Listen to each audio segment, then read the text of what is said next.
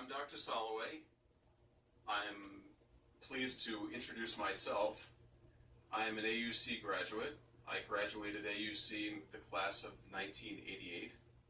I'm currently an associate professor of medicine at the Rowan College of Medicine School of Osteopathic Medicine, and I am adjunct associate professor of medicine at Drexel University College of Medicine. I've been asked to speak to you guys, current AUC students, about autoimmunity. I want to first give you an introduction on autoimmunity. Autoimmunity would imply that the body is producing antibodies against itself, and depending on which organ or part of the body would be involved, would characterize which autoimmune disease that we are referring to. The prototype of lupus is antibodies directed against anti-nuclear antibodies, and in this case we're really talking about all cells in the body, thus any organ system can be involved. The other autoimmune diseases that I see on a regular basis include myositis, scleroderma, Sjogren's syndrome, or rheumatoid arthritis. In a nutshell, rheumatoid arthritis is an autoimmune disease with a predilection to small joints, symmetric, and antibodies directed against the synovial lining of the joints. Sjogren's syndrome, which is typically considered an autoimmune disease of dry eyes and dry mouth, is really autoimmunity directed against the lacrimal glands and other glands that produce secretions rather than pancreatic enzymes or internal secretions. So Sjogren's does not cause diabetes, however it gives dry eyes, dry mouth, and skin dryness. Myositis is an autoimmune muscle disease. We now have a very broad classification of inflammatory muscle diseases, and some don't even necessarily believe anymore that we really only have poly and dermatomyositis. So the inflammatory category is now broken up into inflammatory myopathies of the following type: polymyositis, dermatomyositis, inclusion body myositis, and immune-mediated necrotizing myositis or myopathy. Scleroderma is an autoimmune disease which causes autoimmunity in the form of inflammation or fibrosis. So when we speak of fibrosis, we speak of tightening or thickening or hardening. We can get fibrosis of the renal arteries causing severe hypertension, and many years ago the treatment for this was removal of the kidneys. Now the treatment is ACE inhibitors, which lower the blood pressure very well. We can have interstitial lung disease, we can have Raynaud's phenomena, we can have tightening of nearly any other organ. The biggest one would be the skin. When we have skin tightening, people can get itching, they can get broken down skin, they can get so much tightening, in fact, they can lose and get atrophy of underlying tissue such as muscle. There are overlaps between all of the autoimmune diseases, which makes them so unique. So that's an overview of autoimmunity. On a daily basis, I see approximately 10 new consultations. I see about 10 or 15 follow-up visits, and I'm usually dealing with the first visit, which is to question the patient, then examine the patient, and then either order lab data, x-ray data, and others. And at some visit, I will have to explain the results of the data to the patient, but I have to take this with the patient's history, as we don't treat blood tests, we don't treat x-rays. 90% of your diagnosis and mine on a daily basis is based on the patient history, 9.9% is based on the physical exam, and the other 0.1%, which are your blood tests, your urine tests, your synovial fluid analysis, your X-ray, CT, MRI, that is really more of confirmation or giving you something to follow when you have nothing else to follow in the treatment, because often patients cannot explain everything that you want them to explain, or they're simply not understanding what you're asking them. So we can use blood tests as a monitor or a gauge or confirmation, but we don't treat or diagnose solely based on the test, any test for that matter. The importance of autoimmunity is based upon the fact that we have some good treatments and we have some not so good treatments, but many people suffer from autoimmune problems. So the prototype being lupus, rheumatoid arthritis, Sjogren's syndrome, scleroderma, and myositis. Approximately 2% of the country has rheumatoid arthritis. Approximately 2 million people have rheumatoid arthritis. The numbers for Sjogren's, myositis, and scleroderma are somewhat less. However, the total number of people with autoimmunity, it probably goes around 10 million if you include autoimmune thyroid disease, autoimmune liver disease, and all other organ systems such as myasthenia gravis and many others that I could name, but are probably not appropriate or necessary for this conversation.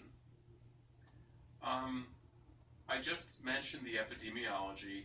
The one important thing is that generally speaking, autoimmune diseases are more common in women than men. Women in lupus have 10 to 1 prevalence over men. It's important to identify these diseases because if they are identified early, they can be treated. People can have productive lives. And if they're not treated and people are falling through the cracks, then many people will unnecessarily be applying for disability, handicap parking placards. They will become a burden on society, and they just won't be happy or productive. This will lead to secondary problems such as depression, poor sleep, poor social interactions and relationships. I was now going to discuss two patients or cases. I was going to discuss lupus first. So, although I told you that lupus occurs approximately 10 to 1, women to men, I'll say a few things about lupus in addition to that. Blacks get lupus more than whites. Young black women get the worst lupus, while older white men get the most mild lupus. But there are exceptions to all these rules. The gentleman that I'd like to present to you is a 40-year-old Asian male born in China who has many manifestations of lupus. He has hemolytic anemia, he has fatigue, he has lethargy, he has skin rash, he has hair loss, and he has joint pain. A lot of this would be considered pretty typical of lupus. One thing I should add is that autoimmunity is a diagnosis of history and physical, and not a diagnosis of blood test and criteria, albeit there are very expert rheumatologists throughout the United States that feel that everything should be based on criteria. I give one example before I move on with the case. If a person has a kidney biopsy, and the kidney biopsy shows immunofluorescent staining, and this is compatible with lupus and nothing else, we can all agree that this would be lupus. However, we may not have ever had their blood, and we may know nothing else about them. But in our system of diagnosing the lupus conditions and the other autoimmune diseases, for research purposes, criteria are established so that if you don't have more than 1 or 2 autoantibodies and more than 1 or 2 clinical features, you can't formally say the person has that disease, and thus they cannot be enrolled in clinical trials, even though your treatment of that disease will not change. So, back to my patient who is somewhat typical of lupus. Facial rash, sun-exposed area rash, these can be brutal. One day in the sun can ruin the life of a lupus patient. It can cause a flare of the disease, it can cause fevers, weight loss, poor appetite, joint pain. It can just wreck the person. It can put them into a full-blown lupus flare just by being in the sun. And while we don't know what causes lupus, we do know that sun avoidance is good and sun exposure is very bad. My patient initially presented to me with a history of being admitted to an emergency room every weekend for almost a year because his family physician noted that his SED rate was always elevated. And as I mentioned before, we do not treat blood tests, not even SED rates. Well, when his SED rate was higher than 70, 80, 90, or 100, he was told to go to the emergency room. When he got to the emergency room, he had no more than either a mild rash, some hair loss, or maybe some arthralgias as opposed to arthritis. He was sent home with no treatment. He'd go back to the family doctor, and this cycle continued for a year until he got worse and he met me. When he met me, he was severely anemic with a hemoglobin of 4 grams, and it was found quickly that he was hemolyzing and thus had hemolytic anemia. And a full workup for the hemolytic anemia ensued, solidifying his diagnosis of lupus based on his positive anti-nuclear antibody and his positive double-stranded DNA, or deoxyribonucleic acid. So with those tests positive, the ANA being very sensitive and the DNA being very specific, and again, it is the double-stranded, not the single-stranded DNA that is important. In fact, the single-stranded DNA is really not a test that's used anymore, although certain labs still have it in their panels. I caution you not to be prisoner to the lab panels, and I also caution you not to be prisoner to the lab results, but to the clinical picture. So the person had a positive Coombs test, thus had an autoimmune hemolytic anemia, and along with a positive ANA and a DNA and history of feeling poorly for a year, with joint pain, with some hair loss, it was an easy diagnosis to make of lupus. The treatment for lupus in all patients is hydroxychloroquine or Plaquenil. Typical dosing is 200 milligrams twice daily. The drug is considered extraordinarily safe. More than likely, the most common side effect would actually be graying of the skin, particularly in people that live in warm climates or sunny climates, in spite of their avoidance of the sun. Generally speaking, we are required to send people to eye doctors to make sure they do not get a retinopathy. For the board exam, it would be called a bullseye retinopathy, which is a classic board question in Plaquenil toxicity. But in reality, the drug is very safe. It was considered unsafe in higher doses when it was used many decades ago in the treatment of malaria. But since it's only used for autoimmunity these days, we really don't see blindness, myopathy, cardiomyopathy, or any of the other very rare side effects that have been associated with hydroxychloroquine. For people that are more severe, as the hydroxychloroquine is generally used for mild disease such as skin, hair loss, rash, those would be considered minor manifestations. For the more major manifestations, which the two worst would be kidney involvement or brain involvement, and these require cytotoxic agents, namely cyclophosphamide, which can be given orally or IV. We use a lot of corticosteroids, prednisone or methylprednisolone. We use high doses for life-threatening conditions. We use low doses for non-life-threatening conditions. We sometimes will use prednisone as an adjunct or a bridge so that the person can achieve quick relief while the other drugs that take longer to work can be effective. In lupus arthritis, we use methotrexate. In lupus hemolytic anemia, in this particular patient, we're using IVIG. This is a burden on the patient because he must come in every month to get his IV infusion, which takes all day. In other lupus patients for refractory arthritis, we often now turn to a biologic drug called benlimumab, which is a BLyS inhibitor. BLyS is B lymphocyte stimulating factor. It is felt that lupus is a predominantly B-cell driven disease. Not much more to say about lupus other than the fact that my particular patient, he does receive daily steroids in the form of prednisone between 5 and 10 milligrams a day, hydroxychloroquine 200 milligrams twice a day. He also receives Imuran, which is azathioprine 150 milligrams a day, in addition to IVIG and benlimumab.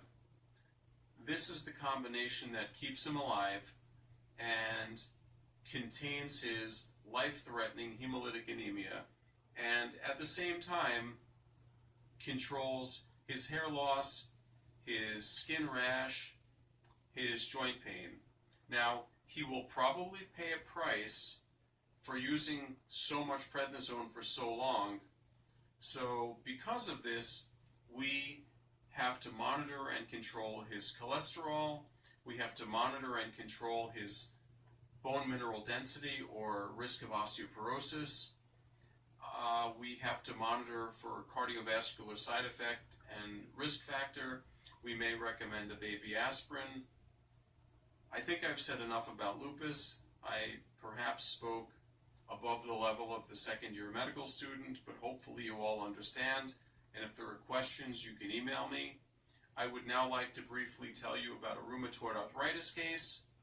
Rheumatoid arthritis is actually a multi-organ disease with a predilection to the small joints in a symmetric fashion, typically or 80 to 90% associated with the antibody, which is a circulating rheumatoid factor. And it's felt that the immune response activates the synovium, it activates pro-inflammatory cytokines, which cause destruction of the joints, the joint lining, the bones. It should be noted that in cases of rheumatoid arthritis, there's involvement of the axial skeleton, which is the cervical spine, much more so than thoracic or lumbar. In fact, lumbar disease is almost considered an exclusion in rheumatoid arthritis.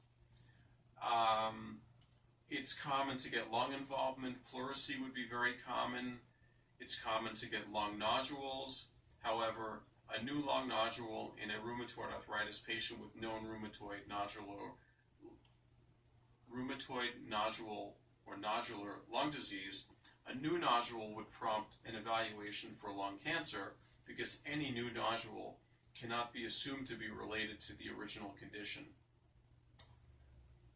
People with rheumatoid arthritis can get severe skin manifestations, one being pyoderma gangrenosum, which is very severe. Long-standing untreated rheumatoid arthritis can lead to vasculitis with mononeuritis multiplex and or paralysis, skin sloughing, livedo reticularis can be seen.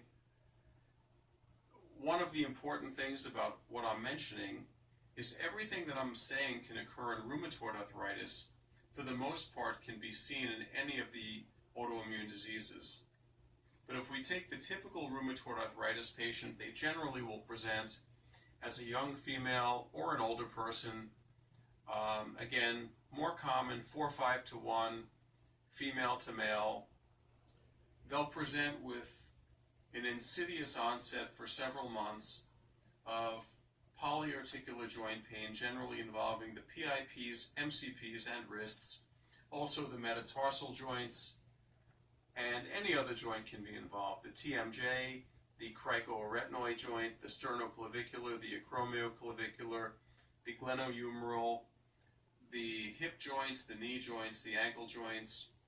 Years ago, a lot of the people were constantly going for joint replacements. They were in wheelchairs. 35% of rheumatoid patients in the 1950s, 60s, and 70s were called the crippling arthritis. These people would be crippled.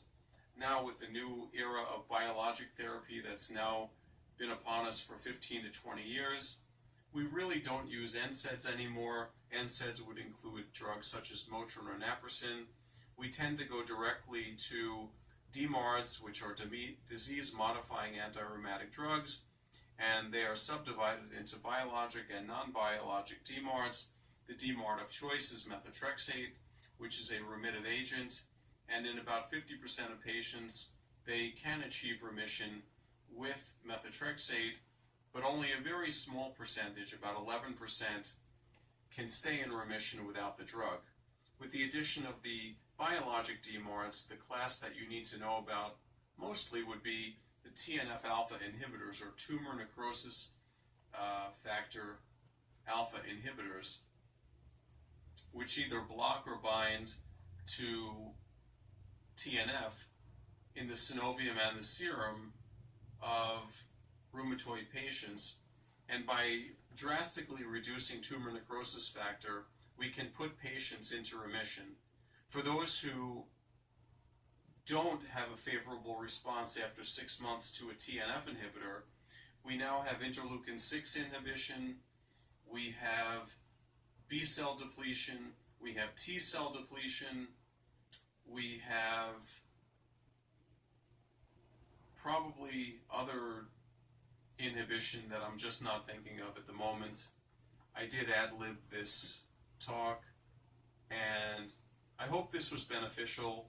I'm available for questions, and I wish you all a good evening. Good luck with your future at AUC.